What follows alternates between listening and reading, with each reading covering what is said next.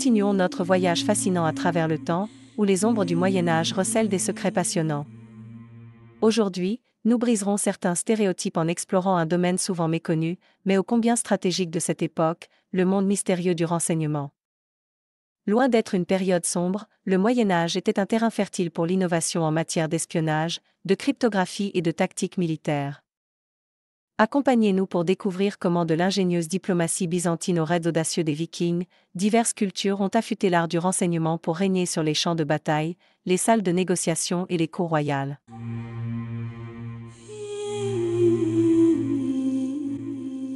L'Empire byzantin représente un cas d'étude fascinant dans le domaine du renseignement, notamment en raison de la longévité et de l'efficacité de ses méthodes. Avec une histoire qui s'étend sur plus d'un millénaire, cet empire, hérité de l'Empire romain, a réussi à développer et à maintenir un système de renseignement robuste, faisant appel à une gamme variée de techniques et d'acteurs. Les Byzantins avaient mis en place une structure institutionnelle pour le renseignement, incluant des offices spécialisés et des agents formés. Leurs services secrets n'étaient pas seulement concentrés dans la capitale de Constantinople mais étaient disséminés à travers l'Empire, collectant des informations depuis les frontières lointaines jusqu'aux cours étrangères. Ces agents étaient souvent habillés en moines ou en marchands, leur permettant de se déplacer sans éveiller les soupçons. La diplomatie byzantine jouait également un rôle essentiel dans le renseignement. Les ambassadeurs byzantins étaient formés pour être bien plus que de simples négociateurs. Ils étaient aussi des collecteurs d'informations aiguisées. Le réseau diplomatique byzantin était vaste, englobant des relations avec les royaumes européens, les califats et même les tribus nomades d'Asie centrale. Ces ambassadeurs étaient souvent accompagnés par des experts en divers domaines, allant de la théologie à la science, qui servaient également de collecteurs d'informations sur les cultures et les technologies étrangères. Les Byzantins ne se limitaient pas simplement à des missions d'espionnage traditionnelles. Ils avaient également un usage novateur de la propagande. Leur système de renseignement intégrait des méthodes de désinformation, utilisant des techniques sophistiquées pour déstabiliser et désorienter leurs ennemis. Cela comprenait par exemple l'emploi d'agents doubles ou de fausses nouvelles pour induire l'ennemi en erreur.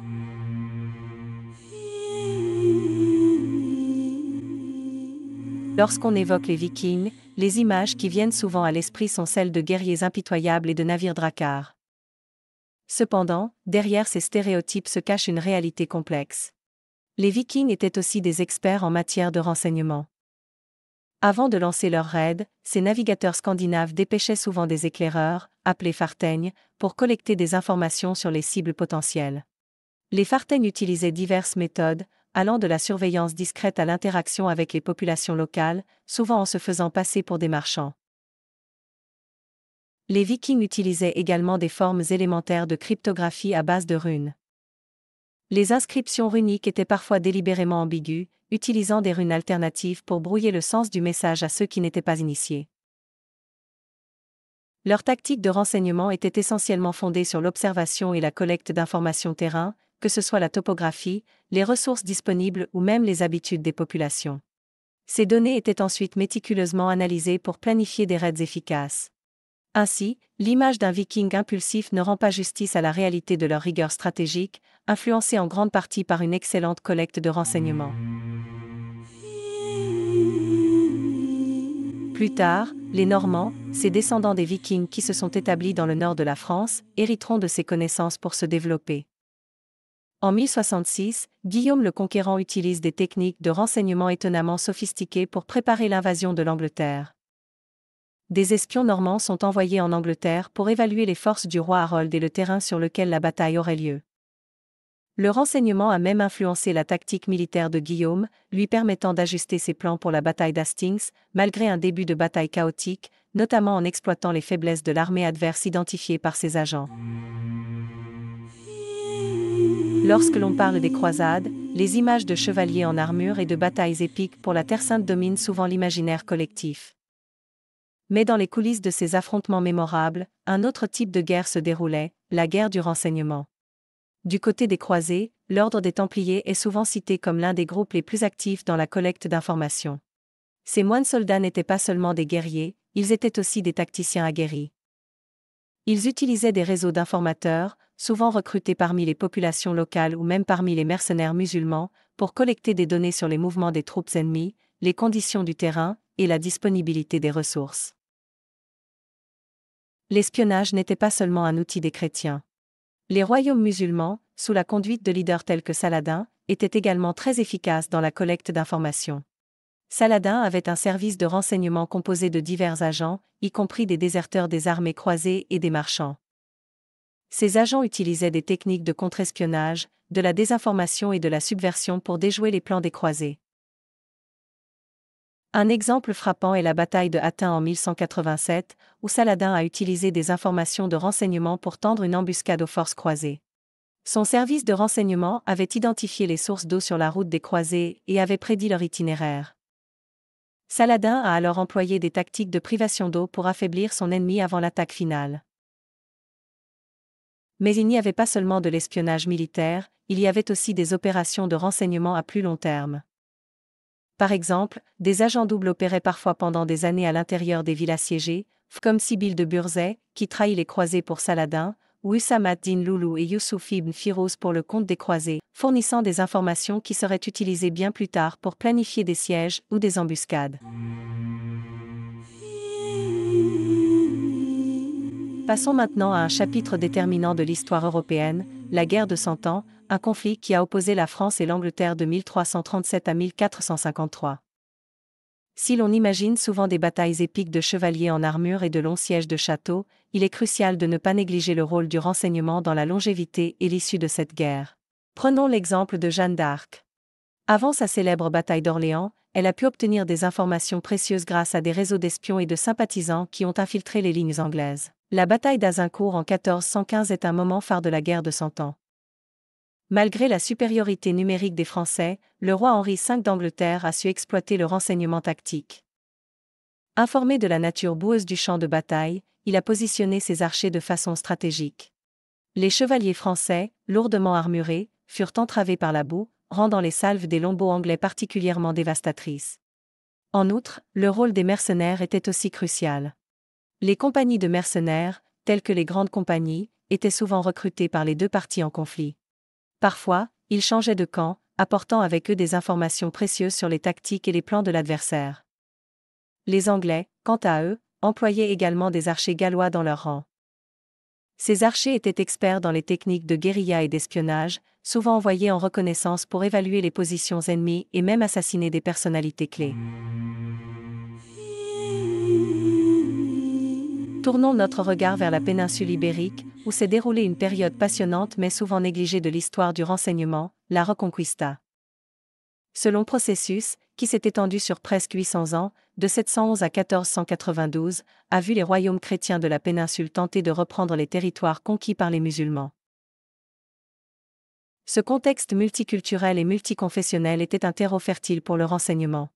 Les deux parties en conflit avaient des méthodes très élaborées pour collecter des informations. Du côté musulman, l'espionnage et le contre-espionnage étaient souvent dirigés par le hajib, l'équivalent du Premier ministre. La cité de Grenade, par exemple, disposait d'un réseau de guetteurs et de signaux pour communiquer rapidement en cas d'attaque. Quant aux chrétiens, ils ont développé ce qu'on appelait des hermandades, des sortes de fraternités ou de milices locales, qui avaient également pour rôle de recueillir des informations. Ces groupes étaient souvent composés de citoyens ordinaires, qui jouaient un rôle crucial dans la collecte d'informations. Des personnages comme El Cid, héros de la Reconquista, ont souvent recouru à des tactiques d'espionnage et de subterfuge. Il est dit qu'El Cid utilisait des doubles et des agents déguisés pour tromper ses ennemis, et pour rassembler des informations. Enfin, les technologies de l'époque, comme les pigeons voyageurs et des systèmes de signaux visuels sophistiqués, jouaient un rôle non négligeable dans la transmission rapide des informations. Dirigeons-nous maintenant vers un territoire moins exploré dans le domaine du renseignement, l'Amérique préhispanique. Bien avant l'arrivée de Christophe Colomb, des civilisations florissantes comme les Aztèques, les Mayas et les Incas avaient déjà développé des méthodes avancées de collecte et de transmission d'informations. Les Aztèques, par exemple, utilisaient un système de messagers appelé Penani.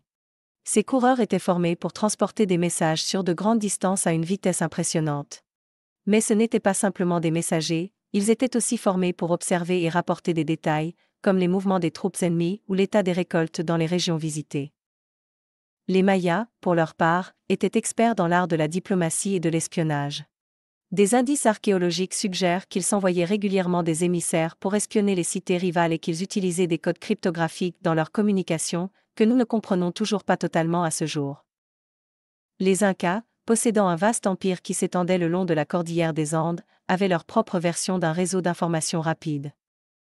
Leur système de chasqui, des coureurs spécialisés, était si efficace que les nouvelles pouvaient voyager sur de centaines de kilomètres en l'espace de quelques jours.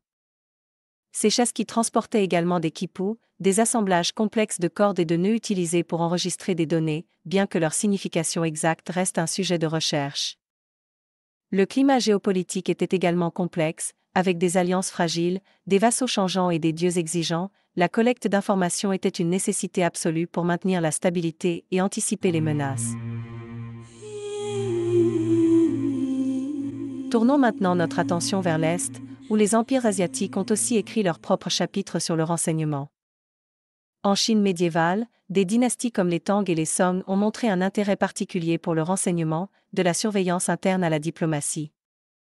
Sous la dynastie Tang, les Jin Yue servaient à la fois de garde du corps pour l'empereur et de police secrète. Ils avaient des agents qui travaillaient sous couverture dans tout l'empire, rapportant tout signe de rébellion ou de corruption. Ces agents étaient également formés pour interroger, torturer, et même assassiner si nécessaire.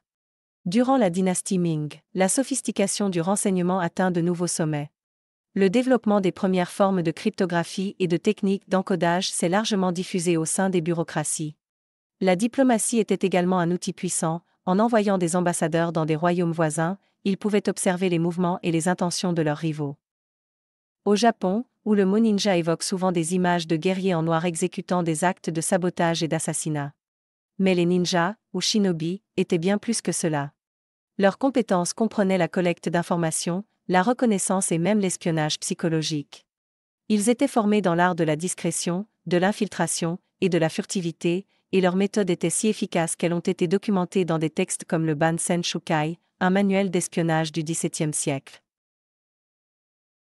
Leurs compétences étaient si précieuses que bien que souvent considérés comme des mercenaires, ils étaient parfois employés directement par les seigneurs féodaux ou daimyo, notamment dans le contexte des conflits internes du Japon, tels que les guerres de l'époque Sengoku. Alors que les méthodes de renseignement variaient considérablement à travers l'Asie, une figure ressort du lot dans le Japon médiéval, Hattori Hanzo. Connu à la fois comme un samouraï émérite et un ninja, Hanzo est peut-être le plus célèbre pour son rôle crucial dans le sauvetage et la protection de Tokugawa Ieyasu, l'homme qui fonderait plus tard le shogunat Tokugawa, qui régnera sur le Japon pendant plus de 250 ans.